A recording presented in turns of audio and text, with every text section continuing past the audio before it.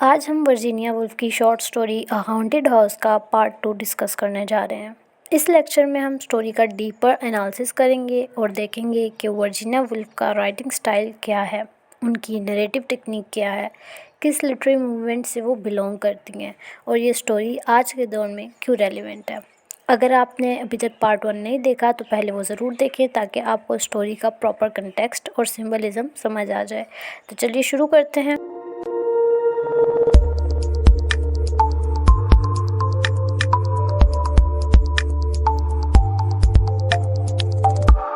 सबसे पहले बात करते हैं इस कहानी की नरेशन और कैरेक्टर्स की। नरेटिव स्टाइल अगर हम लोग इसका देखें तो ये स्टोरी फर्स्ट पर्सन नरेशन में लिखी गई है, मगर ये एक टिपिकल नरेटिव नहीं है जिसमें कोई स्ट्रेट फॉरवर्ड प्लॉट हो, बल्कि वुल्फ ने फ्रेगमेंट्स और इम्प्रेशनिस्टिक स्टाइल यूज़ किया है। स्टोरी एक कॉन्टीन्यूस फ्लो में चलती है जिसमें कोई प्रॉपर बिगनिंग, मिडल या एंड नहीं होता। नरेटर एक मैरिड कपल है जो एक पुराने घर में रहते हैं। वो महसूस करते हैं कि घर में कुछ सुपरनेचुरल फोर्सेस हैं जो उनको ऑब्जर्व कर रही हैं। स्टोरी में दो और कैरेक्टर्स हैं। एक घोस्ट कपल है जो इस घर में पहले रहता था और अब भी वहाँ अपनी मोहब्बत और यादों की तलाश में है। स्टोरी का बैकग्राउंड और पब्लिकेशन हिस्ट्री अगर देख लें तो अ हॉन्टेड हाउस वर्जीनिया वुल्फ की शॉर्ट स्टोरी कलेक्शन मंडे और ट्यूसडे का हिस्सा है जो 1921 में पब्लिश हुई थी। ये कलेक्शन वुल्फ के एक्सपेरिमेंटल और मॉडर्निस्ट राइटिंग स्टाइल का क्लियर एग्जांपल है। 1920s का टाइम, जैसे कि आप लोग जानते हैं, मॉडर्निज्म का गोल्डन एरा था। इस दौर के राइटर्स ट्रेडिशनल स्टोरी टेलिंग को तोड़कर नए नरेटिव फॉर्म को एक्सप्लोर कर रहे थे। वुल्फ भी इसी लिटरेरी मूवमेंट का हिस्सा थी जिसमें उन्होंने इनर कॉन्शियसनेस, फ्रेगमेंटेड नरेटिव्स और डीप साइकोलॉजिकल एनालिसिस को हाईलाइट किया था। वर्जीनिया वुल्फ का राइटिंग स्टाइल अगर हम लोग देखें तो वर्जीनिया वुल्फ एक रेवोल्यूशनरी राइटर थी जिन्होंने लिटरेचर को एक नई डायरेक्शन में ले जाने में बहुत बड़ा रोल अदा किया। उनका स्टाइल हाईली एक्सपेरिमेंटल था और इसमें कुछ खास टेक्निक्स प्रोमिनेंट हैं। फर्स्ट पर आ जाती है स्ट्रीम ऑफ कॉन्शियसनेस। ये वुल्फ की सबसे डिस्टिंक्टिव टेक्निक है। इसका मतलब है कि कैरेक्टर्स के थॉट्स और एक्सपीरियंसेस को बिना किसी रुकावट के लिखना, जैसे इंसानी जहन का एक नेचुरल फ्लो होता है।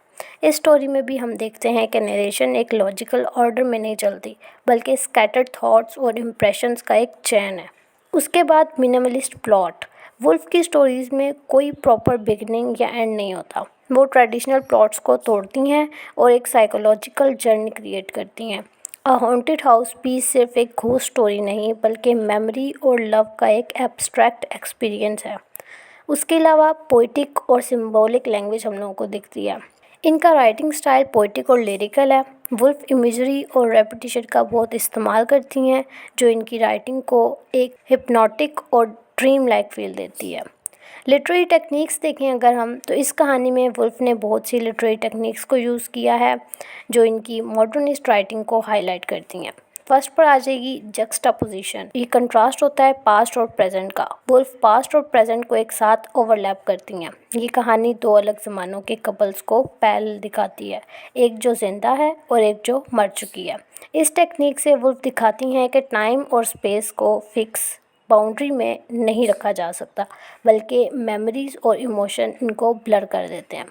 उसके अलावा हम लोगों को लिटरेरी टेक्निक मिलेगी रेपिटेशन की। वुल्फ रेपिटेशन का इस्तेमाल करती हैं ताकि एक रिदमिक इफ़ेक्ट क्रिएट हो सके। कहानी में बार बार सेफ सेफ सेफ का रेपिटेशन आता है जो एक रीअश्योरेंस का फील देता है कि मोहब्बत और यादें हमेशा रहती हैं, चाहे इंसान ज़िंदा हो मर जाए।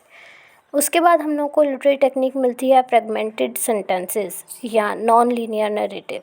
स्टोरी में हमें कंटिन्यूस नरेशन नहीं मिलती, बल्कि थॉट्स, फीलिंग्स और मेमोरीज, छोटी छोटी फ्रेजेस और इनकम्प्लीट सेंटेंस मिलते हैं जो वुल्फ का एक्सपेरिमेंटल और साइकोलॉजिकल राइटिंग स्टाइल हम लोग को दिखाता है। इसके बाद मॉडर्निस्ट अप्रोच अगर हम लोग देखें इसके अंदर, तो वर्जीनिया वुल्फ मॉडर्निस्ट मूवमेंट की एक सेंट्रल फिगर है। मॉडर्निज्म ट्रेडिशनल रियलिज्म का रिएक्शन था जिसमें राइटर्स ने कॉन्शियसनेस और फ्रेगमेंटेड स्टोरी टेलिंग को एक्सप्लोर किया था। अ हॉन्टेड हाउस मॉडर्निस्ट अप्रोच की एक परफेक्ट एग्जांपल है क्योंकि इसमें लीनियर प्लॉट नहीं है, कॉन्शियसनेस और इमोशंस का फ्लो है, सिंबलिज्म और पोएटिक लैंग्वेज है, पास्ट और प्रेजेंट का ओवरलैप है।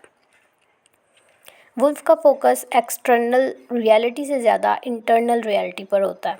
वो ये दिखाती हैं कि इंसान के इमोशंस और एक्सपीरियंसेस दुनिया को समझने का असल तरीका है। आज भी हॉन्टेड हाउस स्टूडेंट्स को लिटरेरी एनालिसिस और मॉडर्निस्ट लिटरेचर को समझने में मदद देती हैं, क्योंकि ये स्टोरी आज भी रेलेवेंट है। फर्स्ट, ये कहानी हमें सिखाती है कि इंसानी इमोशंस, यादें और एक्सपीरियंसेस किस तरह एक रियल और इमेजिनरी दुनिया बनाते हैं। सेकंड, मॉडर्न स्टूडेंट्स इस स्टोरी से सिंबलिज्म और एक्सपेरिमेंटल राइटिंग टेक्निक्स को समझ सकते हैं। थर्ड, वुल्फ ये मैसेज देती हैं कि सच्चा प्यार और यादें कभी नहीं मरती, बल्कि वो हमेशा ज़िंदा रहती हैं। इस स्टोरी से हम लोग क्या सीख सकते हैं? हर कहानी हमें कुछ ना कुछ सिखा कर जाती है। अ हॉन्टेड हाउस सिर्फ एक घोस्ट स्टोरी नहीं है, बल्कि एक फ़िलॉसफिकल और इमोशनल कहानी है जो हमें ज़िंदगी के बारे में सोचने पर मजबूर करती है। इसमें सबसे बड़ा लेसन ये है कि मोहब्बत और यादें हमेशा ज़िंदा रहती हैं। ज़िंदगी सिर्फ मटेरियलिस्टिक नहीं, बल्कि एक डीपर साइकोलॉजिकल एक्सपीरियंस भी है।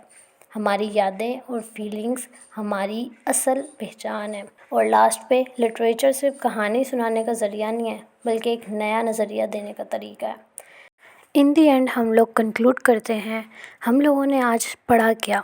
आज के लेक्चर में हम लोगों ने डिस्कस किया वर्जीनिया वुल्फ का यूनिक स्टाइल, कि ये स्टोरी एक टिपिकल घूस स्टोरी नहीं है, बल्कि एक डीप और इमोशनल एक्सप्लोरेशन है लव, मेमोरीज और लाइफ की, जिसमें वुल्फ का सिग्नेचर स्टेप क्या था, स्ट्रीम ऑफ कॉन्शियसनेस की टेक्निक।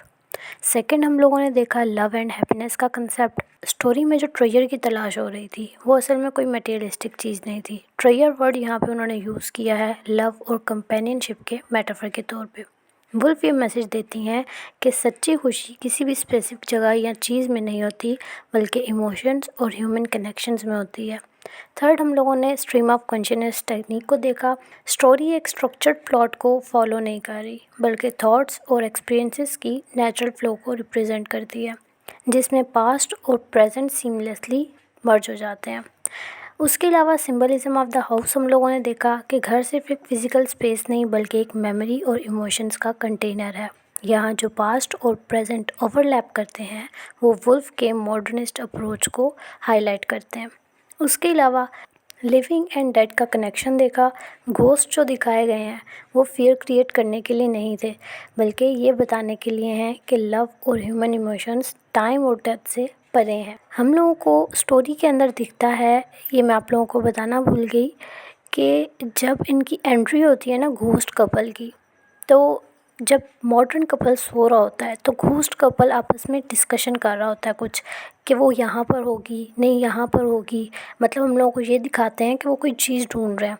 और जो वाइफ होती है, घोस्ट वाइफ, वो अपने घोस्ट हस्बैंड को कहती है कि आहिस्ता बात करो, हम उनको उठा देंगे। इससे हम लोगों को पता चलता है कि वो जो घोस्ट थे वो कुछ ढूंढ रहे थे, और मॉडर्न कपल को कोई परेशान करने नहीं आए थे, ठीक है, बल्कि वो उनका ख्याल रख रहे थे कि हम आहिस्ता बात करें, कहीं वो मॉडर्न कपल उठ ना जाए, ठीक है। तो ये चीज़ मैं आपको बताना भूल गई थी, तो ये पॉइंट मैंने बताया तो अभी मेरे माइंड में आया, तो ये चीज़ भी आप लोग उसके अंदर ऐड कर सकते हैं, ठीक है, लिविंग एंड डेड के कनेक्शन के अंदर। और उसके अलावा जो हम लोगों को ट्रेडिशनल गॉथिक फिक्शन दिखती है उससे ये डिफरेंट कैसे है ये वाली हॉन्टेड हाउस स्टोरी। मतलब एक्चुअली में जो भूत वगैरह होते हैं वो किस तरीके से एंट्री करते हैं, और यहाँ पर भूतों ने किस तरीके से एंट्री की, ठीक है। तो ये डिफरेंस भी क्रिएट कर रहे हैं ट्रेडिशनल गॉथिक फिक्शन से और जो वर्जीनिया वुल्फ का गॉथिक फिक्शन है उससे। उसके अलावा अगला स्टेप हम लोगों का यही है, ट्रेडिशनल गॉथिक फिक्शन से डिफरेंट कैसे है ये। तो इसके अंदर कई चीज़ें आ जाएंगी। वुल्फ की ये स्टोरी एक कन्वेंशनल हॉरर टेल नहीं थी, ठीक है, जो भी मैंने पॉइंट बताया आपको वो ऐड कर सकते हैं इसमें। उसके अलावा इसके अंदर हम लोगों को दिखा लिरिकल, पोइटिक और इंट्रोस्पेक्टिव पीस, जो फियर से ज़्यादा क्यूरियोसिटी और वंडर क्रिएट करती है, ठीक है। मतलब डर नहीं लगता देखने में ये स्टोरी। उसके अलावा लाइफ लेसन जो हम लोगों ने स्टोरी से लिए वो क्या थे, वुल्फ रीडर्स को ये सिखाना चाहती हैं कि हैप्पीनेस सिर्फ मटेरियल पोजेशंस में नहीं होती, बल्कि उन लम्हों में होती है जो हम प्यार और कनेक्शन के साथ जीते हैं, ठीक है। उसके अलावा मॉडर्न रेलिवेंस अगर हम लोग देखें कि आज के दौर में भी ये स्टोरी इतनी रेलिवेंट क्यों है, वो इसलिए आज भी ये स्टोरी हमें ये सिखाती है कि लव और मेमोरीज़ इमॉर्टल होती हैं। वुल्फ हमें ये रियलाइजेशन देती हैं कि रियल ट्रेजर मटेरियल थिंग्स नहीं है, बल्कि एक मीनिंगफुल लाइफ है, ठीक है। उसके अलावा हम लोगों ने इस स्टोरी के अंदर क्या पढ़ा कि ये स्टोरी सिर्फ घूस की कहानी नहीं है, बल्कि मेमोरी, लव और टाइम के कंसेप्ट्स को एक्सप्लोर करती है। वुल्फ के स्टाइल को हम लोगों ने देखा कि ये हाईली एक्सपेरिमेंटल और साइकोलॉजिकल है, जो हमें एक यूनिक रीडिंग एक्सपीरियंस देता है। अगर आपको मॉडर्निस्ट लिटरेचर और वर्जीनिया वुल्फ का एक्सपेरिमेंटल राइटिंग स्टाइल समझना है, तो अ हॉन्टेड हाउस एक परफेक्ट एग्जाम्पल है। यहाँ पर हम लोगों का लेक्चर ख़त्म होता है और अ हॉन्टेड हाउस टॉपिक भी कंप्लीट होता है। मिलते हैं नेक्स्ट लेक्चर में।